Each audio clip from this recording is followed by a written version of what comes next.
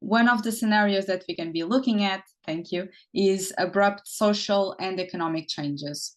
Examples of this can be the financial crisis of 2008. So these are situations that break the existing consensus within the status quo, and this creates opportunities of action. Another scenario that the movement can be looking at in order to gain power can be outrageous moments. And a good example of this is the George Floyd's murder. Usually these events are triggered by the ruling class, but not necessarily. They can also be triggered by the movement.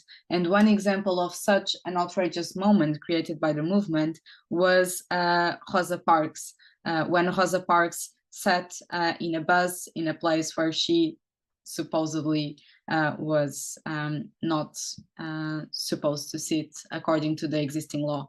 And these can be windows of opportunities that through the outrage of the people create true revolts if they are used properly. Another scenario we can be looking at is the failure of the legitimacy of the regime. One example of this is the Argentina's debt crisis in 2001. And this can be created, this failure of legitimacy can be created by successive outrageous moments. This failure of legitimacy is strengthened by mass agitation, and it's relatively an artificial scenario that is also creating by the movement questioning the legitimacy of the regime. Another scenario can be an unstable regime, and this we are referring to conflicts within the status quo. So, for instance, if the status quo is, if the state is suffering an invasion or an economic sanction or something like that, that disrupts the normal functioning of the regime, can also be an opportunity for action.